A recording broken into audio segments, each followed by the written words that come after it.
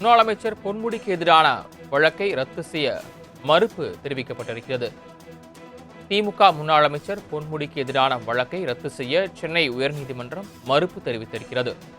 இந்த வழக்கு தொடர்பான கூடுதல் விவரங்களை செய்தியாளர் கிருஷ்ணா வழங்கியிருக்கலாம். கிருஷ்ணா, விவரங்கள்.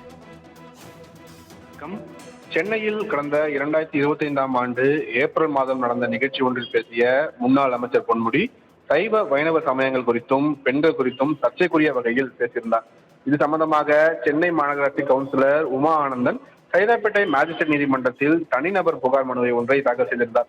அந்த மனுவில் வெறுப்பு பேச்சு பேசிய முன்னாள் அமைச்சர் பொன்முடிக்கு எதிராக இந்த புகாரை விசாரித்து மத ரீதியாக வெறுப்புணர்வை ஏற்படுத்துதல், மத உணர்வுகளை புண்படுத்துதல் ஆகிய பிரிவுகளின் கீழ் அவரை தண்டிக்க வேண்டும் என்று கோரப்பட்டுள்ளது.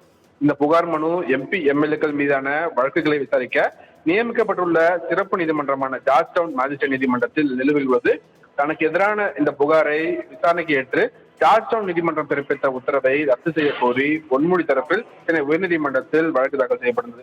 இந்த வழக்கு நீதிபதி ஜி.கே. இளந்திரையன் முன்பு விசாரணைக்கு வந்தபோது பொன்முடி தரப்பில் மூடிய அரங்கில் நடைபெற்ற நிகழ்ச்சியில் பேசிய பேச்சு, அது தொடர்பாக அளிக்கப்பட்ட தனிநபர் புகார் தாக்கல் செய்யப்பட்டுள்ளதாகவும், இந்த வழக்கை தாக்கல் செய்யும் முன் அரசின் அனுமதியை பெறவில்லை என்பதால் இந்த வழக்கை தொடர்ந்து நடத்த முடியாது என்று வாதங்கள் வைக்கப்பட்டது.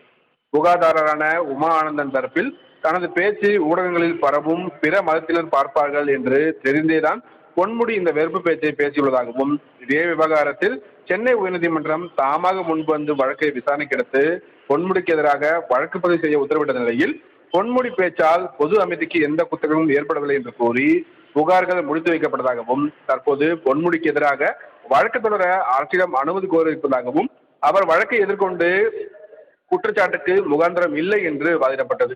இருதரப்பு வாதங்களும் கேட்ட நீதிபதி ஜி.கே. இளந்திரையன் வழக்கு ரத்து செய்ய கோரிய பொன்முடியின் மனு மீதான தீர்ப்பை தேதி குறிப்பிடாமல் தள்ளி வைத்திருந்தார்.